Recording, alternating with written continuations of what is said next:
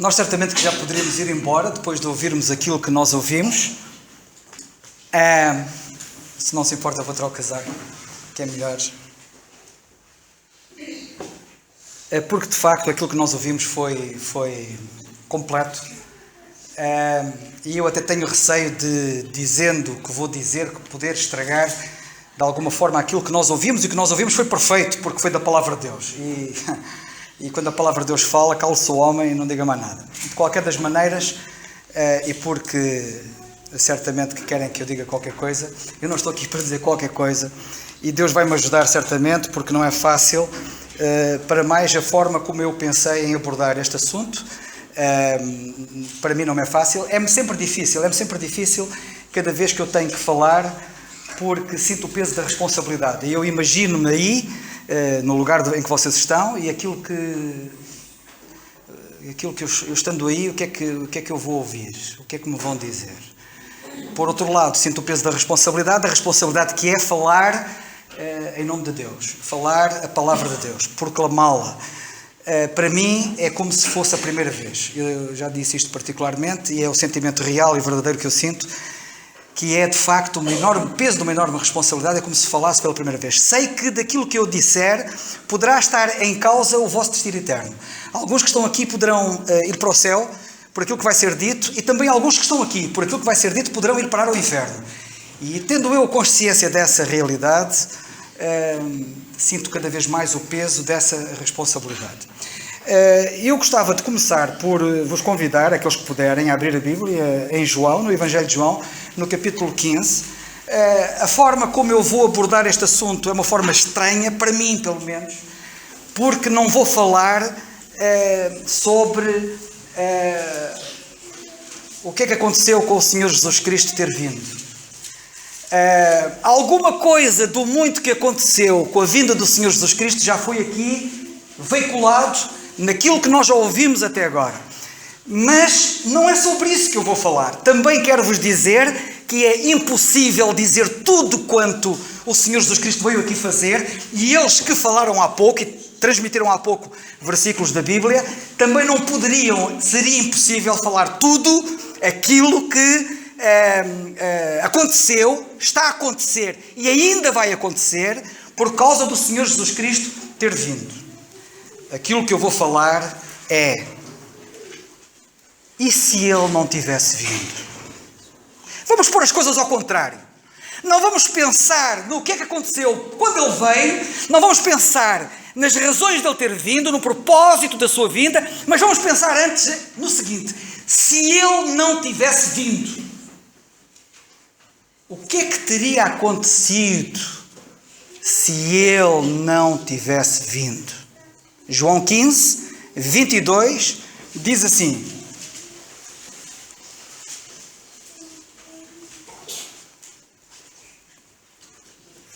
se eu não viera, Ele próprio disse, se eu não viesse, se eu não viera, nem lhes houvera falado, não teriam pecado, mas agora não têm desculpa do seu pecado. Já agora, e já agora fica já dito, Ele veio e vocês não têm desculpa. Ninguém tem desculpa, porque Ele veio. E quero que vocês pensem nisto seriamente. Mas, se Ele não tivesse vindo, diz aqui esta passagem, eu vou ter que me socorrer daqui de algumas notas muito importantes, porque algumas são citações de investigações que eu fiz e eu quero citá-las. Vamos começar por pensar quando Ele veio, quem reinava na altura no mundo, quem era a principal nação, qual era a principal potência na época, e todos nós sabemos que era o Império Romano. Todos nós sabemos que liderava o Império Romano um imperador. Se calhar já nem todos sabem, embora a Bíblia refira que o imperador da época era Otávio Augusto, ou César Otávio Augusto. Se calhar não sabem que Otávio Augusto foi o primeiro imperador. E era ele que reinava. E era ele que imperava em Roma quando Lá em Belém, como nós ouvimos há pouco, o Senhor Jesus Cristo nasceu. Talvez alguns também não saibam, mas este imperador adotou o nome de Filho do Divino. E isto é muito significativo para aquilo que eu agora vou querer dizer, e já vão perceber porque é que eu me estou a referir em relação a ele.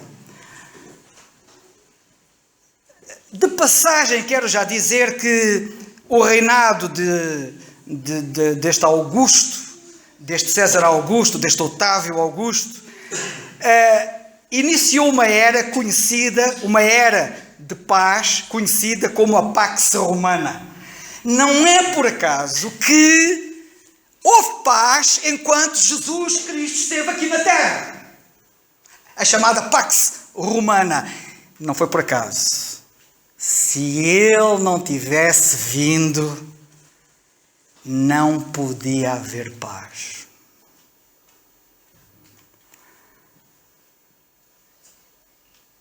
A vida deste homem é uma enorme vida. Só para vos dar uma curiosidade, foi o imperador que mais tempo viveu. Foi o primeiro e foi o que teve o reinado mais longo. Muita coisa aconteceu durante o seu reinado. Mas há aqui uma coisa que eu quero salientar. Um dia, este imperador conquistou uma terra, uma cidade bíblica, chamada Filipos. E quando ele conquistou Filipos, que era uma terra pagã, transformou-se numa colónia romana. Os seus cidadãos, os cidadãos de Filipe, passaram a ter a cidadania romana e passaram a ter propriedades equivalentes àquelas propriedades de uma terra em solo italiano ou romano, como queiram. O que reforçava ainda mais aquela ideia e o caráter latino daquela cidade, que era a cidade de Filipos. E aquela cidade refletia o pensamento de... Filipos refletia o pensamento de Roma. Se ele não tivesse ido a Filipos. O que Filipos teria perdido? Pensemos no que Filipos ganhou. Ganhou a cultura romana, ganhou os valores romanos, ganhou a moeda romana, o valor de Roma. Os costumes de Roma, a língua de Roma, os princípios de Roma. Filipos tornou-se romana.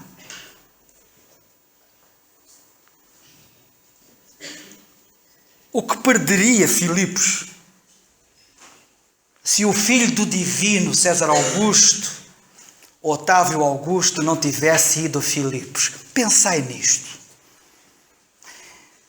E agora, pensai comigo um pouco o que é que teria acontecido se o Senhor Jesus Cristo, o verdadeiro Filho de Deus, não tivesse vindo ao mundo.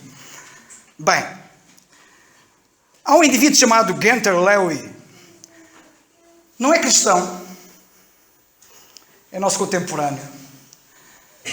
Não acredita em Deus, é ateu. E ele determinou-se a escrever um livro em defesa do secularismo, em defesa do humanismo, em defesa do ateísmo. Gunther Lewy trabalhava na altura na Universidade de Massachusetts, nos Estados Unidos, e determinou-se a escrever um livro cujo título é este: Como a América não precisa de religião. À medida que ele começou a investigar para poder escrever, nos dados que ele foi coligindo, ele descobriu o seguinte, apercebeu-se de uma coisa interessante. Um dado surpreendente para ele. E sabem o que é que ele descobriu? Nas investigações que ele fez, ele concluiu que o cristianismo tem uma longa história no que toca ao suporte, ao apoio de estruturas de justiça social e de dignidade humana de uma forma única. Não houve ninguém que fizesse tanto pela justiça social e pela dignidade humana como os cristãos. Outra pesquisa forçou a concluir que os cristãos, quando comparados com os não cristãos, mostraram constantemente uma taxa mais baixa de comportamentos associados a maus sociais, a falhanços morais. E dentre essas coisas, ele referia-se, por exemplo, aos divórcios, à violência doméstica, aos filhos que são tidos fora do casamento, à criminalidade adulta, à delinquência juvenil. E ele descobriu nas investigações que no mundo dos cristãos as taxas eram francamente mais baixas. Levando em conta outros dados que ele foi coligindo, ele chegou à conclusão de que quem levava uma vida cristã possuía uma taxa mais elevada de felicidade e uma vida mais saudável. Já não é primeira, nem segunda, nem terceira, nem quarta, nem quinta, nem sei lá quantas vezes que eu já lhe perdi a conta de pessoas ateias, incrédulas, que chegam ao pé de mim e dizem: eu invejo a tua felicidade. Não é, repito, a primeira, nem a segunda, nem a terceira, nem a quarta, nem a 20ª pessoa. Se Cristo não tivesse vindo. Bem, há para já uma coisa muito clara que se Cristo não tivesse vindo. É que todos nós iríamos começar a trabalhar todos os dias e, portanto, esqueçam lá o domingo para não trabalhar, porque hoje estariam a trabalhar, ok? Portanto, iam trabalhar todos os dias. Segunda, terça, quarta, quinta, sexta, sábado, domingo, segunda, terça, quarta. Perderíamos, como nunca na história da humanidade, a caridade pelos pobres. Ninguém fez mais pelos pobres ao longo da história do que os cristãos. Ainda referirei alguma coisa, provavelmente, acerca disto, mas fica já também esta ideia. Perderíamos a democratização da sociedade. O conceito de sermos todos iguais perante Deus é bíblico, é cristão. Faz parte da gênese do Evangelho da Graça. Todos estão em pé de igualdade. Não há diferença, diz Paulo aos Romanos. Perderíamos a democracia que se inspirou nas verdades cristãs. Tanto assim é que ainda hoje as civilizações que não conhecem o cristianismo, e infelizmente há civilizações onde o cristianismo não tem grande influência, e nós sabemos de algumas delas, e elas têm sido notícia nos órgãos de comunicação social. Essas civilizações têm grandes dificuldades em dar à luz regimes que sejam democráticos. Não conseguem. Falta-lhes a inspiração e a gênese.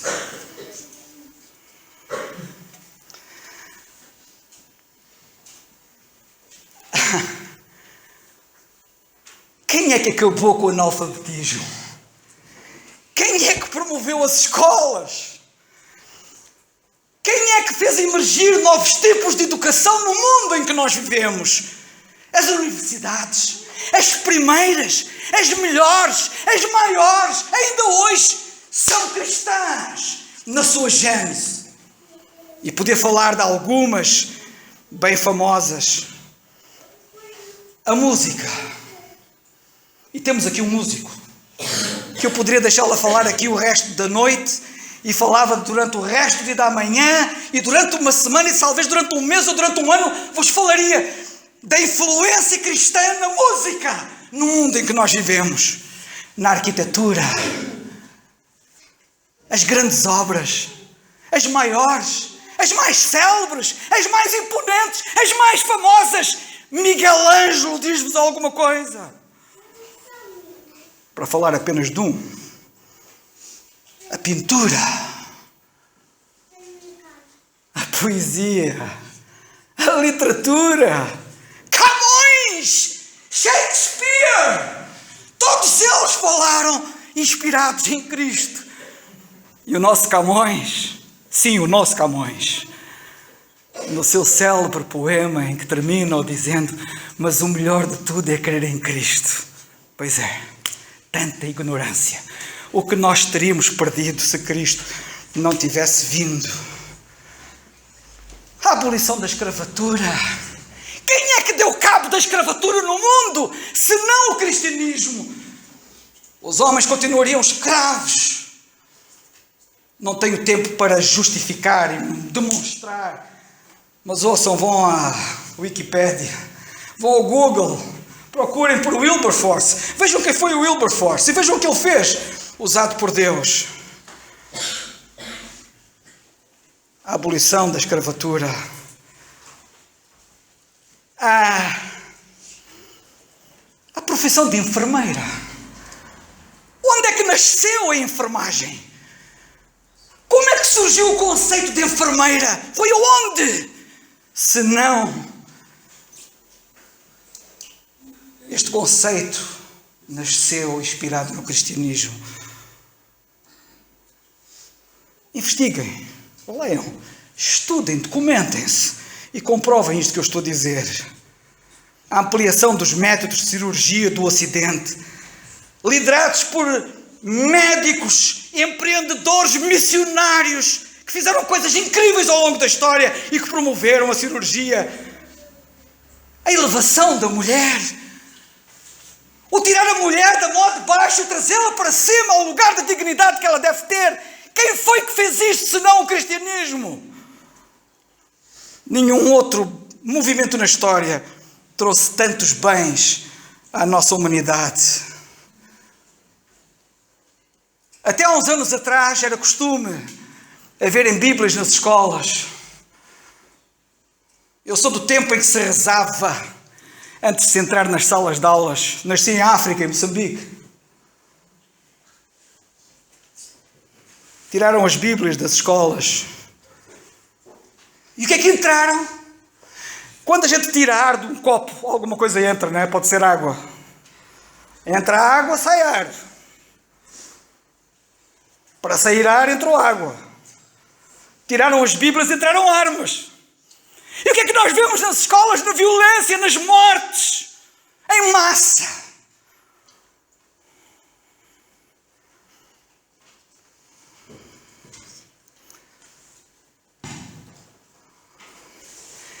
Pensemos na vida social dos povos. Pensemos no nosso calendário. Nós temos que mudar o calendário. Em que ano é que vocês estão? Em 2015? Estão para mudar para 2016? Deixa-me fazer-vos uma pergunta. 2015? Estou certo? Antes de Cristo ou depois de Cristo? Depois. Obrigado. Pois é, precisamos dele para nos situarmos na história. Precisamos dele para nos situarmos na história. Se Cristo não tivesse vindo, os hospitais, as escolas não teriam surgido como surgiram. Eu não sei se vocês sabem que foi no século IV, por exemplo, que o cristianismo introduziu os primeiros hospitais no mundo. Os gregos e romanos não tinham hospitais, não tinham essas instituições. Sabem que foi a parte cristã que em Portugal, por exemplo, criou os hospitais? Sabiam, por exemplo, que o Hospital de Marinha, o primeiro hospital de... Desculpa. Sabiam que o primeiro hospital de Lisboa foi o Hospital de Marinha? Se calhar não sabiam, mas acabaram com ele. Aliás, acabaram com muita coisa. Foi o primeiro hospital de Lisboa, foi o Hospital de Marinha. Antes do Hospital de Marinha haver em Lisboa, era nos mosteiros e nos conventos que era praticada a medicina para ajudar as pessoas. Eles é que eram os hospitais.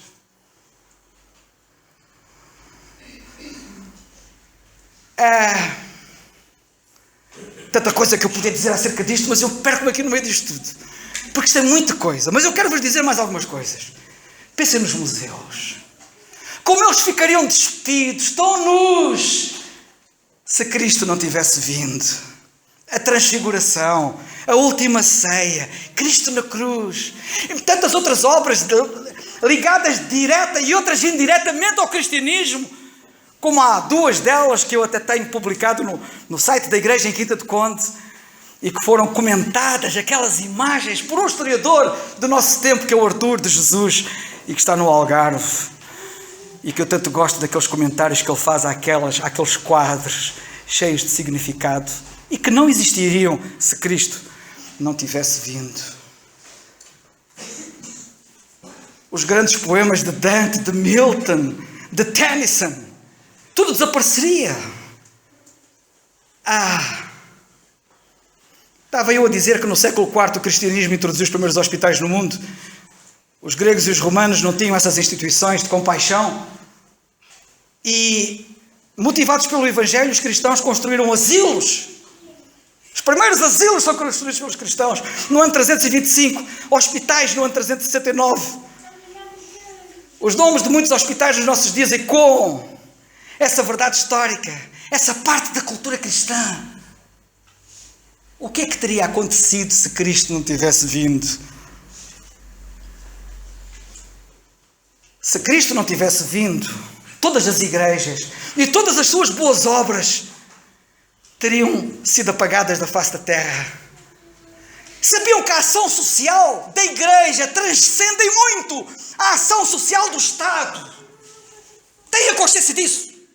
Tenha consciência que a igreja faz mais pela sociedade do que o Estado. Ou vocês pensam que é por acaso e por mera simpatia que as igrejas, as instituições de solidariedade social cristãs estão isentas de pagar impostos? É que aquilo que eles fazem como ação social na nossa sociedade é esmagador. O Estado não tem capacidade, nunca teve, nem nunca terá, de fazer pelos pobres e pelas pessoas em necessidade aquilo que a igreja neste mundo, os cristãos, têm feito porque Cristo veio. Como eu disse, a história não teria referência a antes de Cristo e depois de Cristo. Cristo é o centro da história. E a história, de facto, é a sua história. E é esta história, a sua, que a gente quer que vocês conheçam, como nunca ouviram, como nunca imaginaram. Essa história planeada e contada por Deus neste livro. A história secular dá-nos datas. Que chatice quando eu tinha que estudar história. Saber aquelas datas. A história dá-nos datas, dá-nos horários, dá-nos lugares, dá-nos pessoas. Mas só Deus pode dar sentido à história. Só Ele, mais ninguém. E Ele quer dar sentido à história também da tua vida. Porque a tua vida sem Ele é uma vida sem sentido e sem história.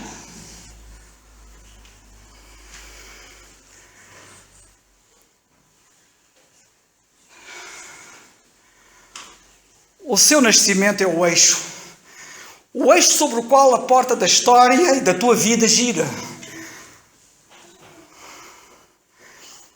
Há dias eu ouvi uma excelente mensagem na igreja onde eu estou, em Rita do Conde, pregada pelo meu querido irmão David Gomes, que é um jovem, como vocês sabem, comparado comigo. A dada altura, nessa mensagem, que vocês podem ouvir se quiserem no site da igreja, está lá publicada, ele falou acerca o que esperas neste Natal. Foi o tema da mensagem dele. O que é que tu esperas neste Natal? E a dada altura, uma mensagem que eu recomendo, toda ela para vocês ouvirem, não é muito longa, ele prega sempre curto. É uma pessoa, ao contrário de mim, em tudo. Consegue dizer muito em pouco tempo, aprofundadamente, maravilhosamente, claramente. Ele consegue fazer uma coisa que eu não consigo. Mas somos diferentes e por isso é que isto é maravilhoso. Se fôssemos iguais era uma chatice. Mas sabem de uma coisa?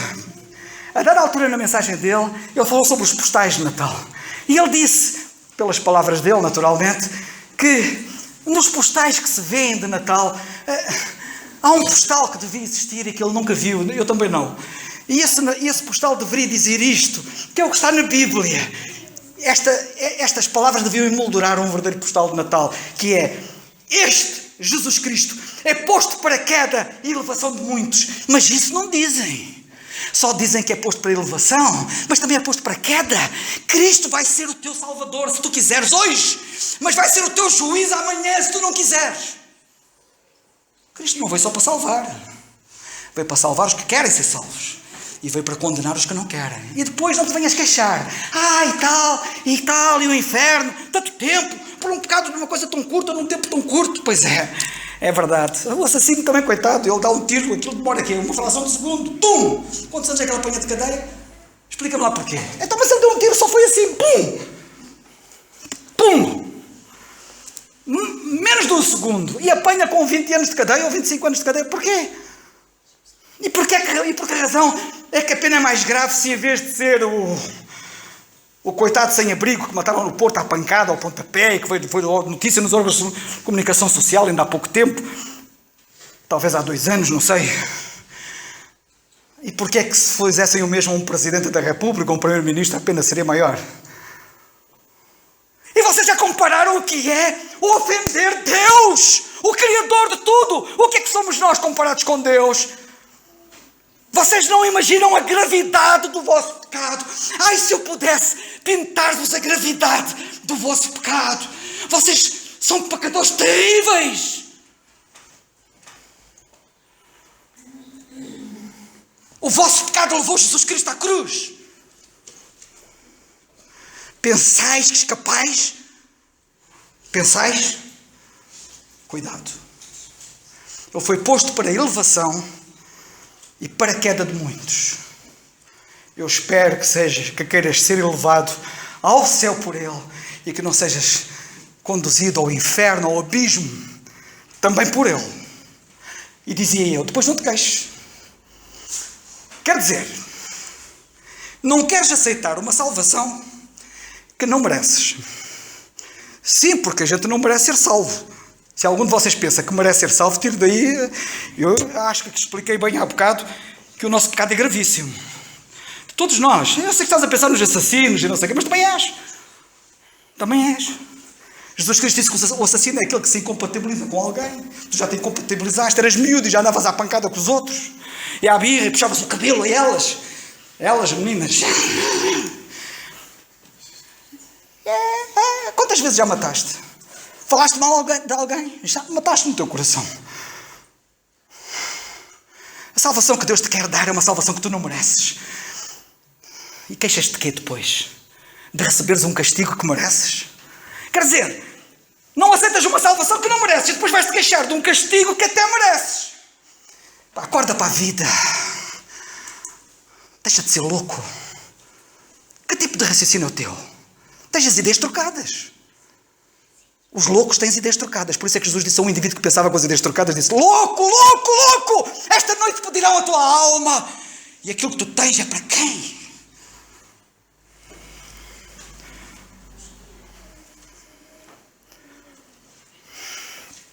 Desde o princípio da vida cristã, o Senhor preocupou-se com a dignidade da vida humana. Peço desculpa, eu tenho que acabar. Tenho que acabar, isto é impossível. Não consigo. Um bocadinho de água, se for possível. Se faz favor.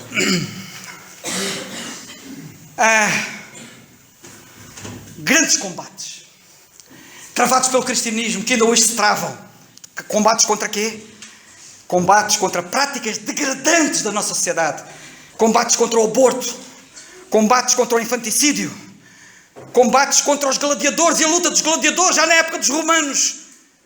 O cristianismo sempre valorizou as crianças, as mulheres, os idosos, o casamento, a vida familiar. Só a garrafa, não é preciso mais. Não. Obrigado. Eu tinha muito que vos dizer acerca destes temas, mas não posso e tenho pena, porque algumas coisas eu gostava de vos citar, talvez possa citar alguma coisa. Sobre as mulheres. Se o Senhor Jesus Cristo não tivesse vindo, as mulheres ainda seriam tratadas piores que objetos. Eu sei que elas ainda são em alguns casos. Perdão. Mas são, sabem aonde? Onde o cristianismo não entrou. Porque onde o cristianismo entra e penetra, ele transforma.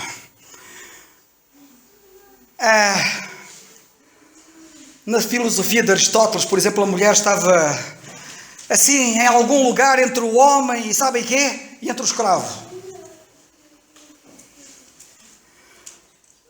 Sabe o que é que Platão ensinava? O grande Platão, o grande filósofo Platão ensinava que se um homem vivesse cobardemente, reencarnaria como mulher. Bom castigo, não é? Não há melhor castigo do que o indivíduo reencarnar, e quando reencarna não é um urso, é uma mulher, que é pior que ser urso. Era o conceito dele. E esta, por sua vez, quando morresse, reencarnaria como um pássaro. Eu nem sei como é que ele não escolheu uma pulga, uma coisa assim mais pequena. Escolheu um pássaro. Foi o cristianismo que começou a devolver a dignidade à mulher, a dar o valor à mulher, o valor que ela tem aos olhos de Deus. Eu nem quero falar nas práticas repugnáveis e repugnantes que perduraram durante tantos séculos, como por exemplo quando duas missionárias europeias, uma indivídua chamada Sophie Reuter e Anna Jacobsen, que suponho que seja sueca, fazendo missões na China no século XIX, encontraram um infanticídio de meninas. E o infanticídio de meninas lá na China, elas descobriram que era uma prática comum e era bem aceito por aquele povo.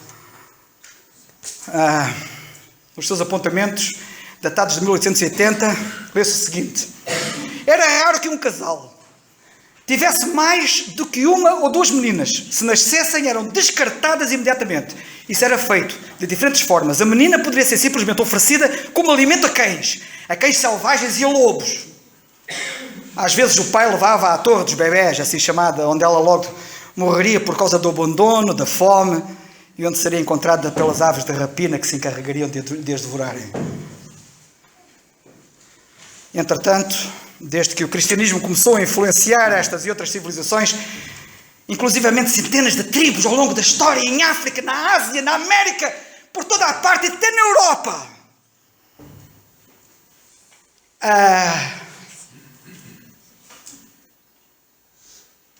através das chamadas missões modernas, a vida das mulheres melhorou muito, foi transformada. À medida que os ensinos se enraizavam na cultura desses povos, as mulheres passaram a ter outro papel. E essas mulheres, essas duas missionárias, que andavam por toda a parte a tentar salvar aquelas meninas chinesas de morte certa, elas passaram a criar essas meninas abandonadas, a falar-lhes de Jesus Cristo, a levá-las à salvação. Na Índia era diferente. Perdão, na Índia não era diferente. E sabem que na Índia, antes do cristianismo lá chegar, as viúvas eram voluntária ou involuntariamente queimadas naquelas piras dos funerais que se realizavam e ainda se realizam lá, quando ficavam viúvas. Morreu o marido, ela tinha que morrer. O cristianismo libertou disto tudo. E este mesmo princípio, este mesmo pensamento, que eu não vou agora entrar mais em detalhe, que eu podia entrar mais em detalhe, o que se passava no meio dos hindus, não resisto em dizer o seguinte: Charles Spurgeon, um dos maiores pregadores que este mundo conheceu na história, que era inglês, vivia na Inglaterra, sabe o que é que ele disse um dia numa mensagem? Charles Spurgeon um dia relatou uma experiência missionária em que uma mulher hindu disse o seguinte: certamente a sua Bíblia foi escrita por uma mulher, dizia a mulher hindu a quem ela estava a falar, que era cristão. Porquê? Perguntou a pessoa. Porque esse livro diz tantas coisas boas para as mulheres. Os nossos sábios nunca se referem a nós a não ser para nos repreender e castigar.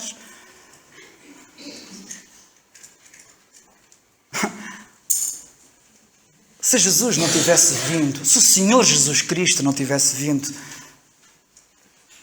como é que estaríamos?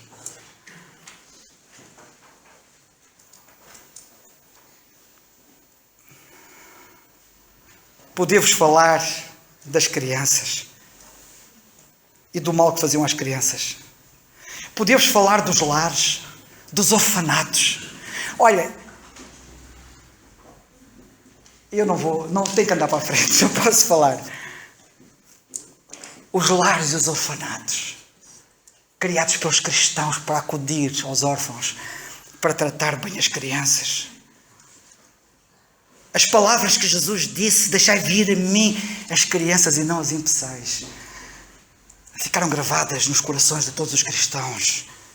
E por isso elas tiveram lugar de destaque aqui nesta reunião há pouco. Como seria a vida dos idosos se Jesus não tivesse nascido? Não é cristão matar idosos. Não é cristão abandonar idosos. Não é cristão.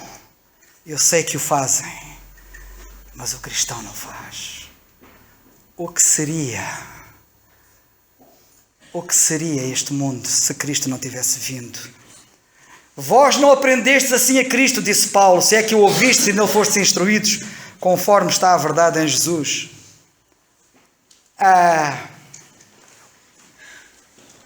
E os pobres? Da ação social? E os doentes? Podia falar tanto acerca disto.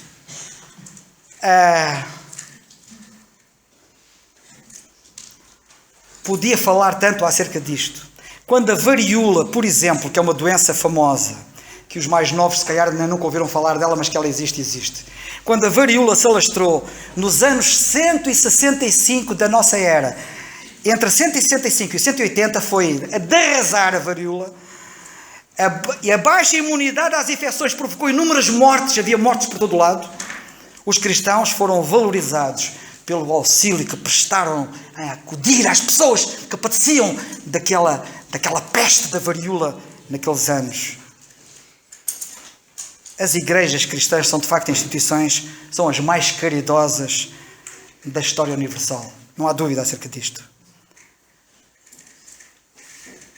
Eu podemos falar das constituições dos países. Eu podemos falar da inspiração das constituições que regem os povos. E podemos falar da influência cristã nessas mesmas constituições.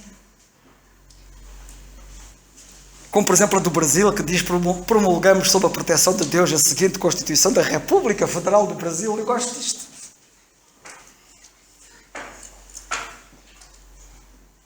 Sobre a educação já falei. Podemos falar de Harvard, Yale, Princeton, Paris, Bolonha ou Oxford. Podemos falar da ciência.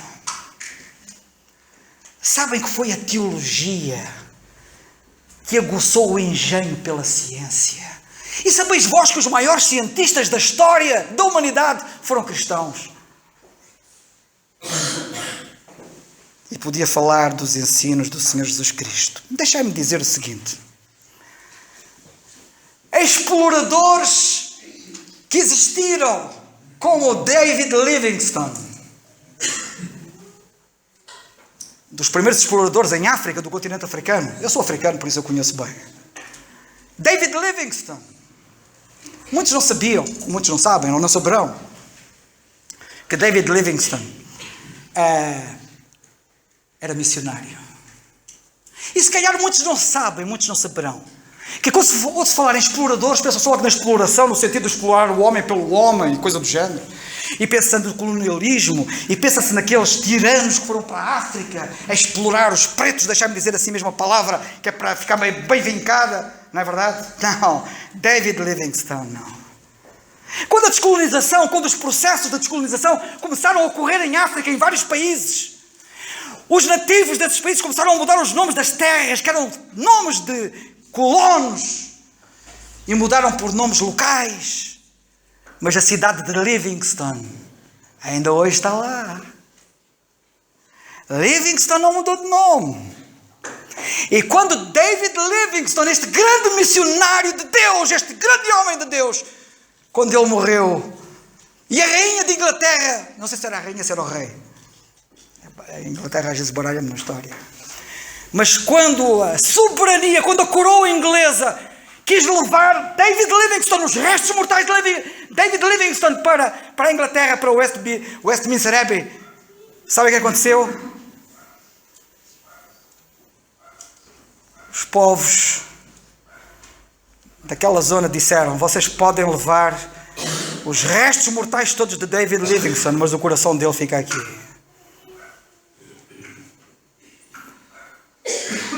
Se Cristo não viesse, não haveria clarão, tudo seria escuridão. Se Cristo não viesse, não o conheceríamos e sem amor morreríamos. Se Cristo não viesse, a morte não seria vencida e perderíamos a vida. Se Cristo não viesse, não teríamos o perdão que nos conduz à salvação. Não se estragam.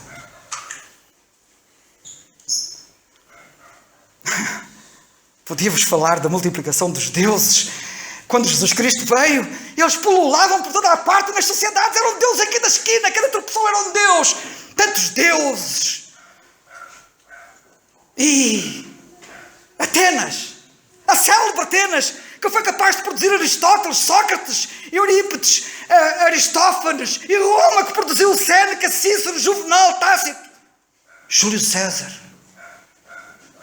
Mas o que o melhor o homem podia fazer, o que melhor o homem podia produzir, não foi suficiente, não foi capaz. Só Cristo foi capaz. Ele é o único, Ele desponta, Ele está acima dos ombros de todos eles.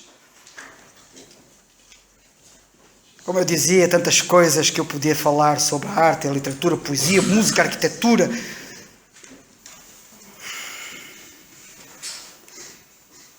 Bem, vou terminar. E eu nem quero ver mais. Só vou terminar dizendo o seguinte. Se vocês me permitem. E peço desculpa do meu tempo. E vou terminar dizendo o seguinte. Se Cristo não tivesse vindo, ouçam bem, perderíamos o caminho. Porque não há outro caminho. Eu sei, muitos caminhos que ao homem parecem direitos, mas o fim deles é o caminho da morte. Mas o caminho que nos conduz à vida, perderíamos. Ele disse, eu sou o caminho. Perderíamos esse caminho. Perderíamos a verdade. E ficaríamos com as mentiras. Os homens gostam das mentiras. Os homens gostam de ser enganados. Desde o jardim do Éden que o homem prefere a mentira. Desde o jardim do Éden que o homem prefere ser enganado. Não é tão preferível ter o Pai Natal? Não é tão preferível vestirmos de vermelho e pintarmos as casas de vermelho e termos tudo colorido de vermelho? Então não é bem melhor nós estarmos com a mentira? Acreditarmos numa coisa que não é verdade? Pai Natal é mentira. Jesus é verdade. Quanto preferiria eu de ver versículos enfeitados para todos os lados a falar de Jesus, o Salvador, aquele que nos pode elevar ou que nos pode fazer baixar. Perderíamos a vida se Ele não tivesse vindo. Morreríamos nos nossos pecados. Perderíamos a certeza. Ficaríamos cheios de interrogações. Como o régulo que ouviu o Senhor dizer-lhe, vai, o teu filho vive. Também nós ficaremos como Ele, descansados, seguros, certos. Porque Ele creu na palavra que Jesus lhe disse. E se Ele não tivesse vindo, eu não o teria a Ele, nem teria a palavra dEle. E não teria certeza nenhuma. Perderíamos a paz que o mundo não pode dar. A paz que ainda iremos conhecer.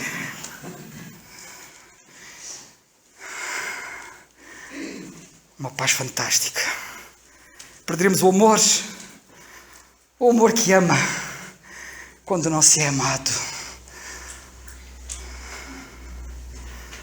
O amor que os casais precisam e sem o qual não podem subsistir. Perderíamos a reconciliação com Deus e com os homens. Perderíamos o perdão de Deus e o perdão para os outros. Perderíamos a luz e ficaríamos em trevas para sempre. Ficaríamos com fome, nada nos satisfazendo, e com sede e nada nos dessedentando. Permaneceríamos agrilhoados, escravizados, sem liberdade, porque o pecado prende e oprime. Permaneceríamos escravos, sem saída, quando Ele é a porta e quem entrar por mim salvar-se-á, disse Ele, permaneceríamos sem proteção e sem cuidado, porque Ele disse: eu sou o bom pastor. Que Deus nos abençoe.